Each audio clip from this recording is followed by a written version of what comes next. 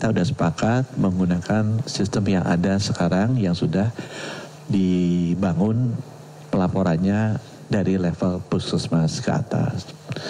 Yang nomor 2, kita juga membereskan masalah sertifikasinya. Jadi standar minimum dari SPPG-nya. Kita juga sudah menyepakati tadi bahwa BGN akan mewajibkan sertifikasi layak hygiene dan sanitasi dari Kemenkes. Kemudian ada satu lagi yang proses apa Bu namanya? HACCP, yaitu untuk prosesnya terutama terkaitan dengan standar gizi dan manajemen resikonya. Kemudian juga nanti ada sertifikasi dari halal. Nah, ketiga proses sertifikasi ini akan ditambah satu lagi rekognisi dari BPOM. Jadi Kementerian Kesehatan dan BPOM dan BGN nanti akan bekerja sama untuk melakukan sertifikasi. Ini proses standarisasi awal. Minimalnya seperti apa. Kita juga sudah membahas bagaimana ada akselerasi dari sisi masing-masing penerbit sertifikasi agar prosesnya itu bisa cepat, kualitasnya baik, dan tidak ada biaya yang izin yang mahal-mahal. Itu yang kedua ya, mengenai proses sertifikasi. Proses yang ketiga yang paling penting adalah pengawasannya itu sendiri. Nah, kita sejak meeting hari Minggu kemarin juga sudah berkoordinasi dengan Pak Mendagri nih. Langsung hari Seninnya kita kumpulin seluruh kepala daerah, kepala dinas kesehatan untuk mendiskusikan bagaimana kita bisa membangun sistem pengawasan yang komprehensif. Nah, tadi juga sudah setuju di meeting bahwa pengawasan itu secara internal akan dilakukan oleh BGN setiap hari. Kita akan membangun checklist apa saja yang mesti diawasi. Contohnya, itu kan ada bahan baku yang kita pakai. Apakah bahannya memang kualitasnya bagus apa tidak? Itu dibicarakan. Tadi Kepala Badan Pangan Nasional bilang ada standar-standarnya untuk mengecek kualitas bahan baku. Tadi juga kita bahas bahwa kualitas air itu sangat penting untuk menentukan apakah nanti makanannya disajikan itu baik atau tidak. Itu juga nanti akan dilakukan proses pengawasannya on daily basis oleh Badan Gizi Nasional. Nah, peran Kemenkes dan BPOM di sini adalah nanti kita akan melakukan pengawasan eksternal kepada para SPPG ini yang akan kita lakukan seminggu sekali. Jadi nanti Kemenkes, kemudian Kemendagri karena aparatnya ada di bawah Pemda dan BPOM akan membantu BGN yang melakukan pengawasan internal setiap hari, kita lapis dengan pengawasan eksternal setiap minggu dibantu dari luar. Ya, itu yang untuk pengawasan.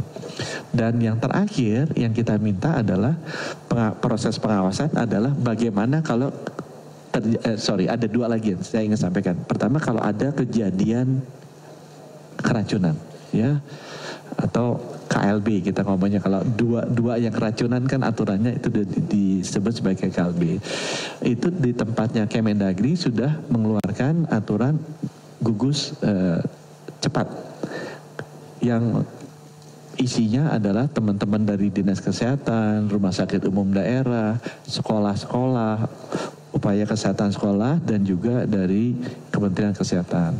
Kita ingin memastikan kalau ada kejadian luar biasa, itu bisa ditangani cepat oleh para puskesmas, hasilnya diperiksa di Laboratorium Kesehatan Masyarakat, dan kalau ada yang perlu dirawat, segera dimasukkan ke rumah sakit.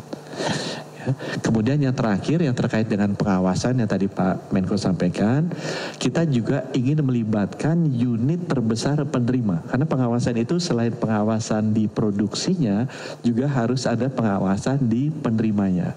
Dan di sini unit penerima yang paling besarnya itu ada di Menteri Dikdasmen. Beliau tuh punya sekolah sama madrasah 200.000 lebih ya Pak Menteri ya. Lebih. Kalau madrasah Menteri Agama. Menteri Agama ya, tapi kalau di Bapak tuh 200.000-an lebih ya, saya ingat ya sekolahnya ya. 450.000 kalau saya salah. Jadi kita juga akan melibatkan sekolah-sekolah penerima dari makanan ini untuk bantu melakukan pengawasan sebelum itu makan. Dan kita akan berkoordinasi dengan Pak Menteri Mendikdasmen agar kita bisa memanfaatkan upaya unit-unit kesehatan sekolah, upaya kesehatan sekolah di seluruh sekolah-sekolah di bawah beliau untuk bisa membantu mengawasi.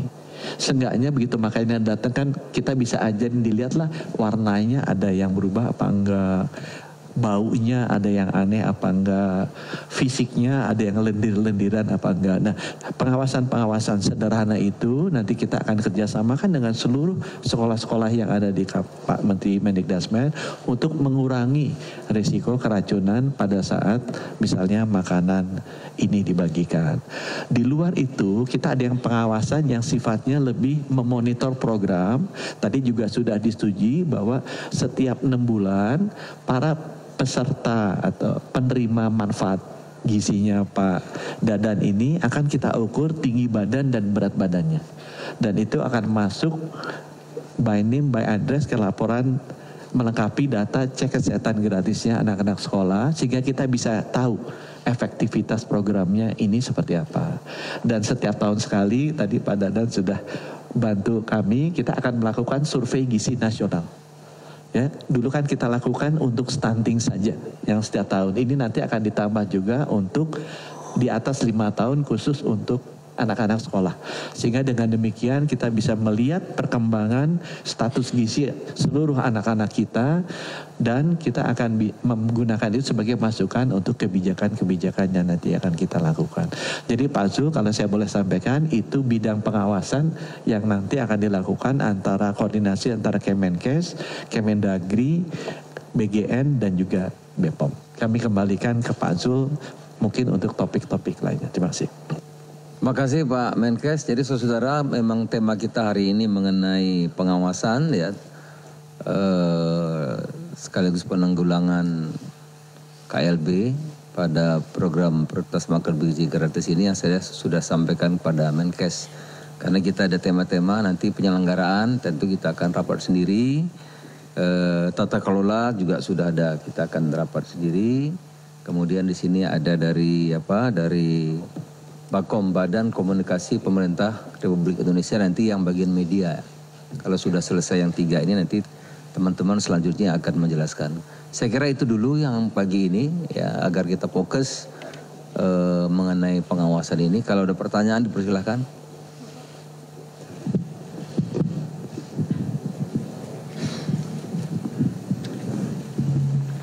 Baik, selamat siang Bapak, saya Salsabila dari RTV. Izin bertanya Pak, apakah ada evaluasi dari penerapan sistem MBG ini yang sudah terutama pada kasus-kasus KLB? Terus untuk data sertifikasi SPPG ini sudah ada berapa persen ya Pak sebelumnya? Nantinya apabila diterapkan untuk tadi terkait sertifikasi dapur SPPG ini, apabila SPPG yang belum mengantongi sertifikasi higienis dan lain-lain masih bisa melanjutkan atau nantinya akan diganti? Terima kasih.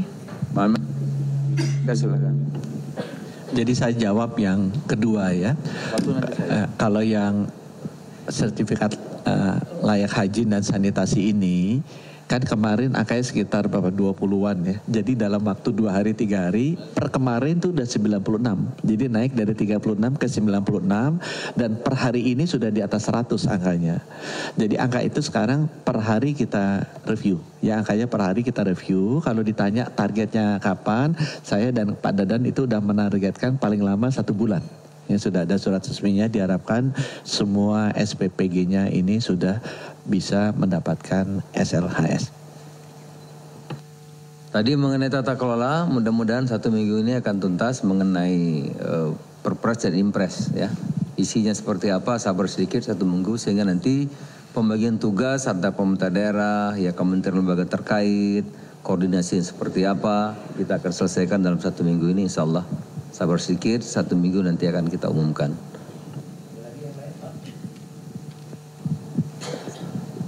Tiga ya, 1, 2, terakhir nanti 1 lagi. Selamat siang Bapak dan Ibu semua, saya Intan dari Kompas. Ada 3 pertanyaan yang ingin saya tanyakan. Yang pertama mungkin tadi terkait dengan sertifikasi kan ada 3 ya Pak ya, SLHS, HACCP dan halal itu. Nah yang untuk HACCP itu nanti akan diurusi oleh siapa? itu apakah kan kemarin kan kalau dari Komisi 9 yang rapat Komisi 9 kan akan ada lembaga independen, apakah memang seperti itu atau akan tetap melibatkan kementerian lembaga yang sudah ada sekarang? Itu yang pertama. Yang kedua terkait dengan SLHS itu kan waktunya 1 bulan. Jika dalam waktu 1 bulan nanti ada SPPG yang tidak bisa memiliki SLHS, apakah kemudian akan ditutup atau seperti apa begitu? Dan yang ketiga mungkin untuk BGN juga, ini terkait dengan kan dorongan banyak dari masyarakat sipil kan mendorong selagi dibenahi, kenapa tidak di moratorium sementara begitu sampai memang benar-benar bisa sesuai daripada masih berlanjut kasus-kasus berikutnya yang keracunan ini. Nah ini bagaimana dari pemerintah, apakah memang ada pertimbangan untuk hal ini begitu? Itu saja 3. Terima kasih. Pak Menkes diborong aja jawabannya. Jadi memang kalau saya nanti minta tolong Pak Dadan. Jadi HAACP memang ini adalah sertifikat, kalau SLHS itu lebih ke fasilitasnya dan orang-orangnya. Kalau HAACP ini ke proses dan risk mitigasinya. Nah nanti Pak Dadan nanti bisa membantu saya. Kemudian yang kedua juga, kalau sudah 1 bulan apa yang akan dilakukan terhadap SPPG-nya, nanti Pak Dadan juga bisa dijelaskan. Dan yang ketiga tadi mengenai ini ya moratorium juga aku rasa itu ada di Pak Dadan, mungkin lebih tepat untuk menyampaikan. Silakan Pak Dadan. Terima kasih Pak Menkes. Yang pertama terkait sertifikasi, kan ada 2 yang kita sudah buat keputusannya di Badan Gizi Nasional yang sudah saya tangani tanggal 20 Juni 2025 yang memang kita sedang mempersiapkan seluruh SPPG memiliki 2 sertifikasi tersebut. Yang pertama terkait dengan sertifikat like higiene dan sanitasi, itu memang yang sedang kita kejar di awal-awal ini, dan itu pasti kita kerjasama dengan Kemenkes dan kita akan kejar SLHS ini secepat mungkin. Nah nanti yang kedua, sambil SLHS dikerjakan, kita juga sedang mempersiapkan apa yang disebut dengan hazard analysis critical control point. Ini lebih banyak nanti ke arah keamanan pangan, processing keamanan pangan, yang kita nanti tentu saja akan bekerjasama dengan lembaga yang memang berwenang terkait dengan sertifikasi HACCP ini, yang pasti sudah disertifikasi oleh CAN. Demikian ya. Jadi bukan BGN yang mensertifikasi, kita mempersiapkan. Jadi aturan yang sudah saya buat itu agar seluruh SPPG itu melihat pedoman-pedoman apa saja yang nanti dipersiapkan agar siap ketika ada lembaga yang akan mensertifikasi terkait dengan hazard analysis critical control point. Nah kemudian untuk SPPG yang bermasalah, untuk sementara ini kita stop dulu ya, karena satu kan ada kejadian yang memang harus dianalisis, diinvestigasi, sehingga kita akan tahu sebetulnya apa yang terjadi di tempat tersebut. Sekaligus juga kita merupakan aspek kehati-hatian, karena ketika kita sudah melakukan kegiatan dan ada masalah, biasanya akan ada datang runtutannya ya, seperti contoh yang sudah saya contohkan di NTT ya. Jadi ada satu kejadian di NTT, ke satu SMP itu kita stop begitu ada kejadian, dan 10 hari kemudian ternyata di SMP itu mengalami keracunan yang bukan dari MBG. Ini salah satu aspek untuk kehati-hatian terkait dengan hal tersebut. Sambil juga SPPG bermasalah, selain melakukan investigasi dan menganalisis perbaikan, apakah nanti harus ada perbaikan fasilitas dan lain-lain, juga sambil memitigasi kepada atau melakukan kegiatan-kegiatan kepada para penerima manfaat. Karena setiap kali kejadian kan ada yang tersakiti ya, setiap kali kejadian kan ada orang tua yang khawatir, setiap kali kejadian kan juga ada kepercayaan publik yang terganggu, yang tergores. Nah oleh sebab itu maka SPPG yang bersangkutan, baik itu KSPG maupun mitranya, harus melakukan pendekatan-pendekatan terkait dengan trauma yang muncul di masyarakat. Dan itu adalah salah satu tugas yang harus dilakukan. Yang terkait dengan kegiatan MBG, saya tetap diperintahkan oleh Pak Presiden untuk melakukan percepatan-percepatan, karena banyak anak, banyak orang tua yang menantikan terkait kapan menerima makan bergizi gratis. Di luar perintah itu saya tetap melaksanakan kecuali nanti Pak Presiden mengeluarkan perintah lain. Terima kasih. Yang terakhir ya, sebelah sini dulu, sana terus tadi. Terakhir ya. Saya Gani dari tv1news.com. Pertama mau nanya, ini kan udah ribuan siswa yang keracunan dan itu masuk rumah sakit, itu biayanya di cover oleh BPJS atau oleh pemerintah. Terus yang kedua, ada sudah beberapa daerah tuh melaporkan kasus insiden keracunan ini sebagai KLB. Apakah status ini akan naik menjadi KLB nasional atau gimana? Cuma untuk make sure aja. Terima kasih. Jadi memang tadi udah dikicepin sama Pak BGN, nanti ini ditanggung biayanya oleh pemerintah, dalam hal ini oleh BGN. Ya. Kalau KLB naik menjadi KLB nasional, itu sudah ada aturannya di undang-undang dan peraturan presidennya. Ya. Saya nggak ingat sekali bisa jawab sekarang, tapi nanti bisa ditanyakan ke teman-teman Kemenkes. Untuk jadi KLB nasional tuh harus ada berapa provinsi, berapa ini, berapa lama itu ada. Ya. Tapi sekarang belum masuk ya.